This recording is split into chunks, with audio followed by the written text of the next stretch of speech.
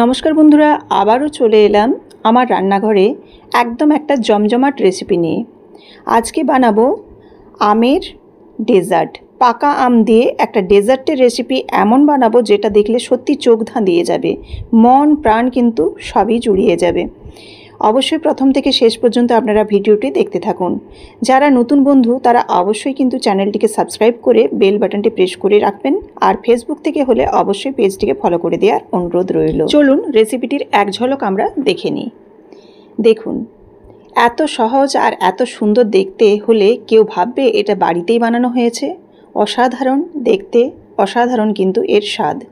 একদম ফ্রিজের থেকে ঠান্ডা ঠান্ডা এই ম্যাঙ্গো মিল্ক পুডিং এই রেসিপিটি কিন্তু খুব সহজে এবং খুব চটজলদি হয়ে যায়। তো আপনারা কিন্তু এই আমের সিজন থাকতে থাকতে বানিয়ে নিতে পারেন। তো চলুন রেসিপি শুরু করা যাক। প্রথমেই এখানে আমি নিয়ে নিচ্ছি দুটো পাকা আম। এখানে আমি দুটো পাকা আম নেব, আর সাইডের যে অংশগুলো সেই অংশগুলো নিয়ে নেব। মাঝে যেটা আটির সাইজ সেটাকে কিন্তু বাদ দিয়ে দিচ্ছি। এইভাবে আমি দুটো আমকে কিন্তু সাইডগুলো নিয়ে কেটে নিচ্ছি, আর ভেতরের যে শাঁসটা বা পাল্পটা আছে সেটা কিন্তু বের করে নেব।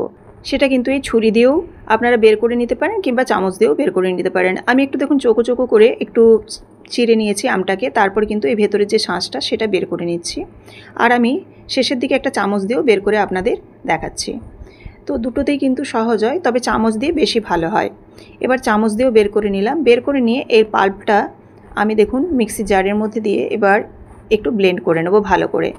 এবার ছাঁকনি দিয়ে ছেঁকে নিচ্ছি। ব্লেন্ড হয়ে যাওয়ার পর ছাঁকনি দিয়ে একটা স্প্যাচুলা বা চামচ দিয়ে নাড়ি দিলেই কিন্তু এই যে স্মুথ একটা পেস্ট এটা কিন্তু বেরিয়ে যাবে। আর উপরে যদি কোনো লাম্পস থেকে থাকে, অর্থাৎ কোনো যদি ফাইবারের যে অংশ, আমের যে অংশগুলো সেটা থেকে থাকে, তাহলে কিন্তু এটা ছাঁকনির মধ্যেই থেকে যাবে। অর্থাৎ এখানে পেস্টটা যাতে স্মুথ হয় সেই জন্যই কিন্তু ছেঁকে নেওয়া। দেখুন, এবার আমি এই পেস্টটার মধ্যে জল মেশাতে হবে। তো আমি ছাঁকনিটার উপরেই কিছুটা জল দিয়ে দিলাম মিক্সির জারটা ধুয়ে। এবার ভালোভাবে জলটা দেওয়ার পর ভালোভাবে কিন্তু মিশিয়ে নিতে হবে। আর এটা কিন্তু একটু পাতলা করে নিতে হবে জল দিয়ে, নইলে কিন্তু এই যে আমি এটার থেকে জেলি বানাবো সেটা কিন্তু পাতলা না করলে খুব একটা ভালো হবে না। সেজন্য একটু দেখুন জল দিয়ে দিচ্ছে, আরও পাতলা করে নিয়ে আবারও একটু নাড়াচাড়া করে ভালোভাবে মিশিয়ে নিলাম এই যে আমের পাল্পটা। ব্যাস ভালোভাবে জলের সাথে মিশে গেছে। এবার ওর মধ্যে আমি দেব দুটো উপকরণ। এর মধ্যে আমি আগার আগার পাউডার দিচ্ছি। এটা কিন্তু যে কোনো লিকুইড জিনিসকে জমাতে সাহায্য করে। এখানে আমি ছোটো চামচে 2 চামচ দিয়েছি, বড় চামচ হলে কিন্তু 1 থেকে 1.5 চামচ হলেই হয়ে যাবে। আর এখানে দিয়ে দিলাম আমি চিনি পরিমাণ মতো। চিনিটা যে যার পরিমাণ মতো দেবেন, যে এরকম মিষ্টি খাবেন। যেহেতু ডেজার্ট রেসিপি সেজন্য একটু মিষ্টি মিষ্টি হয়। তো এখানে আগার আগার পাউডারটা আর চিনিটাকে খুব ভালোভাবে মিশিয়ে আমি গ্যাসের ওভেনটা জ্বেলে এবার এই যে লিকুইডটা এটাকে কিন্তু গরমের উপর বসিয়ে দিয়ে এবার নাড়াচাড়া করছি। গ্যাসের উপর বসিয়ে দিয়ে নাড়াচাড়া করে ফুটে যাওয়ার জন্য অপেক্ষা করব। এরকম কিন্তু অনবরত নাড়াতে হবে, কোনো মতেই কিন্তু এইরকম খুন্তি বা স্প্যাচুলা থামানো যাবে না। দেখুন ভালোভাবে ফুটে গেছে, আর অনেকক্ষণ ধরে ফুটাবার কিন্তু কোনো প্রয়োজন নেই।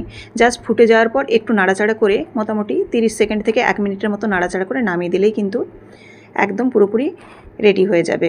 তো দেখুন এখানে আমি গ্যাসের ফ্লেমটা অফ করে দিলাম।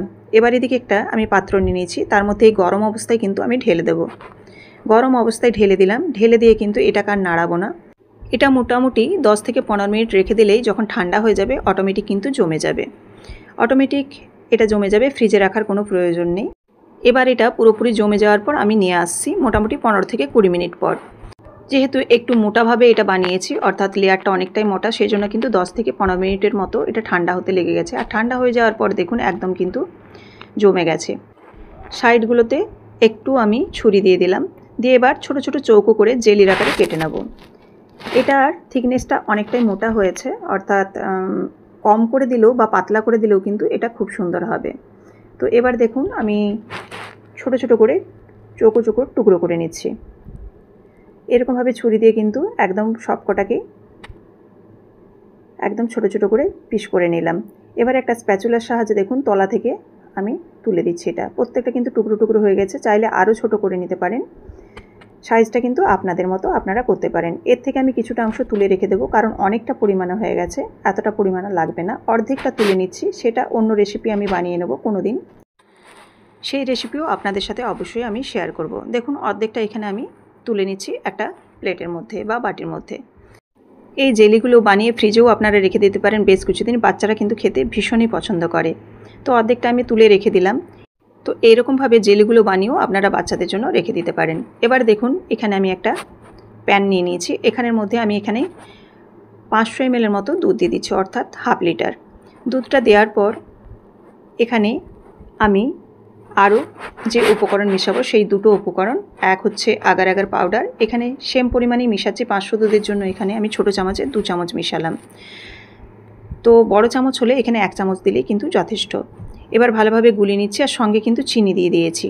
চিনিটাও কিন্তু একদম পরিমাণ মতো দিবেন। এই আগার আগার পাউডার এবং চিনিটা কিন্তু একদম ঠিকঠাক দিতে হবে। মিষ্টিটা অবশ্য আপনারা আপনাদের মতো দিতে পারেন, কিন্তু আগার আগার পাউডারটা খুব একটা বেশি দেবেন না, আবার খুব কম দিলেও হবে না। তো দেখুন এখানে এবার গ্যাসের ওভেনের মধ্যে আবারও বসিয়ে দিয়েছি। বসিয়ে এবার নাড়াচাড়া করে ফুটে যাওয়ার জন্য অপেক্ষা করব। তো দেখুন হালকা গরম হয়ে গেছে। আমি আঙুল দিয়ে একটু দেখে নিলাম। এই অবস্থায় আমি গুঁড়ো দুধ মেশাবো। গুঁড়ো দুধটা কিন্তু পুরোপুরি অপশনাল, কিন্তু দিলে ভীষণ একটা টেস্ট হবে। ক্ষীরের মতো একটা গন্ধ আসবে আর অসাধারণ একটা টেস্ট হবে, আর দুধটাও খুব তাড়াতাড়ি ঘন হয়ে যাবে। এখানে আমি 3 থেকে 4 চামচের মতো গুঁড়ো দুধ দিয়ে দিলাম, আর এখানে ফুড কালার দিলাম 1 চিমটের মতো। এই ফুড কালারটা কিন্তু পুরোপুরি অপশনাল। অনেকেই আছেন যারা ফুড কালারটা একদমই পছন্দ করেন না, তো সেক্ষেত্রে আপনারা দেবেন না। এটা জাস্ট কালারের জন্য আমি দিলাম। এইটার জন্য কিন্তু কোনো রকম স্বাদের হেরফের হবে না, তাই অবশ্যই আপনারা চাইলে দিতেও পারেন বা নাও দিতে পারেন। এবার দেখুন ফুটে যাওয়ার জন্য অপেক্ষা করছিলাম, ফুটে গেছে। আর ফুটে যাওয়ার পর কিন্তু বেশিক্ষণ আমি এখানে রাখবো না। 30 সেকেন্ড বা 1 মিনিটের মতো নাড়াচাড়া করে নিচ্ছি। নাড়াচাড়া করে এবার গ্যাসের ফ্লেমটা অফ করে দেব। এই আগার আগার পাউডার দিয়ে কিন্তু খুব একটা বেশিক্ষণ ফোটানো চলে না। আর খেয়াল রাখবেন আগার আগার পাউডারটা সবসময় কিন্তু ঠান্ডা অবস্থায় গুলতে। এটা কিন্তু গরম অবস্থায় দিতে যাবেন না, তাহলে কিন্তু দলা পাকিয়ে যাবে। এবার দেখুন এই অবস্থায় গ্যাসের ফ্লেম অফ করে দিচ্ছি, আর এই গরম অবস্থায় আমি যেখানে জেলিগুলো রেডি করেছি ওই পাত্রেই দিয়ে দেব। দিয়ে দেওয়ার পর এবার আমি এই যে জেলিগুলো এগুলোকে একটু তলা থেকে নাড়িয়ে দেব, যাতে এই পাত্রটার মধ্যে কোনো রকমভাবে মিশে না থাকে। অর্থাৎ পাত্রের মধ্যে যদি জমে থাকে তাহলে কিন্তু বের করার সময় একটু অসুবিধা হবে। সেজন্য এরকম ভালোভাবে আমি স্প্যাচুলা দিয়ে একটু ভালোভাবে মিশিয়ে নিলাম। এবার এটা আমি মোটামুটি ঠান্ডা হয়ে গেলে ফ্রিজে রেখে দেবো 1 থেকে 2 ঘন্টা। তার থেকে বেশিও রাখতে পারেন, তাতে কোনো অসুবিধা নেই। যেহেতু ঠান্ডা ঠান্ডা খাবো সেজন্য কিন্তু একদমই ফ্রিজে রেখে দিতে হবে, তাহলেই কিন্তু ঠান্ডা ঠান্ডা হবে। তবে হ্যাঁ, এটা যখন ঠান্ডা হয়ে যাবে নর্মাল টেম্পারেচারেও কিন্তু এটা এরকমভাবেই জমাট বেঁধে যাবে। তো দেখুন আমি ফ্রিজ থেকে বের করে নিয়েছি, আর আবারও কিন্তু এই 4 সাইডটা ছুরি দিয়ে একটু চালিয়ে নিচ্ছি। এবার একটা প্লেটের মধ্যে এটা আমি বের করে নেব। এবার দেখুন কতটা সুন্দর হয়েছে, আপনারা দেখলেই বুঝতে পারবেন। অপূর্ব একটা কালার আর দুর্দান্ত দেখতে। তো আপনাদের কেমন লাগলো রেসিপিটি অবশ্যই কিন্তু কমেন্ট করে জানাতে ভুলবেন না। তো দেখুন একদম কিন্তু ঠান্ডা ঠান্ডা ম্যাঙ্গো মিল্ক পুডিং রেডি হয়ে গেছে। এবার এগুলো আমি পিস পিস করে কেটে আপনাদের অবশ্যই দেখাচ্ছি কতটা সুন্দর হয়েছে, আর ভেতরটাও কতটা সুন্দর দেখতে। রেসিপিটি যদি ভালো লেগে থাকে অবশ্যই লাইক, কমেন্ট এবং শেয়ার করবেন। আর এরকমই প্রত্যেকদিন নিত্য নতুন রেসিপি দেখার জন্য অবশ্যই চ্যানেলটিকে সাবস্ক্রাইব করে বেল বাটনটি প্রেস করে দেবেন। বেল বাটন প্রেস করলে আপনাদের কাছে কিন্তু সবার আগে আমার সমস্ত রান্নার নোটিফিকেশান চলে আসবে।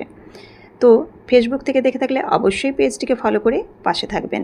এবার দেখুন আমি সুন্দর করে মোটা মোটাভাবে একটু পিস পিস করে কেটে নিচ্ছি। অসাধারণ খেতে, আর একদম ঠান্ডা ঠান্ডা দুর্দান্ত হয়। যেহেতু এখানে গুঁড়ো দুধ দিয়ে আছে সেজন্য স্বাদটাও কিন্তু অসাধারণ। আর এই গরমের সময় এরকম ঠান্ডা ঠান্ডা যদি একটা ডেজার্ট থাকে তাহলে বাড়ির সবাইকেই যেমন খুশি করতে পারবেন, তেমনি কোনো অতিথি এলেও কিন্তু একদম অবাক হয়ে যাবে যে এরকম ডেজার্ট বাড়িতেই বানানো যায়। তো দেখুন আমি প্রত্যেকটা আপনাদের হাতে তুলে দেখাচ্ছি, আর একদমই কিন্তু নরম তুলতুলে এরকম একটা ডেজার্ট। তো রেসিপিটি আপনারা দেখলেন, এরকমভাবে একবার হলো এই পাকা আম থাকতে থাকতে কিন্তু আপনারা বানিয়ে ফেলুন। এরকমই প্রত্যেক দিন আমি নিত্য নতুন রেসিপি বানিয়ে থাকি। এর জন্য ফেসবুক থেকে দেখে থাকলে অবশ্যই পেজটিকে ফলো করে দেবেন, আর ইউটিউব থেকে হলে সাবস্ক্রাইব করে পাশে থাকবেন। আবারও দেখা হচ্ছে পরবর্তী রেসিপিতে। ধন্যবাদ।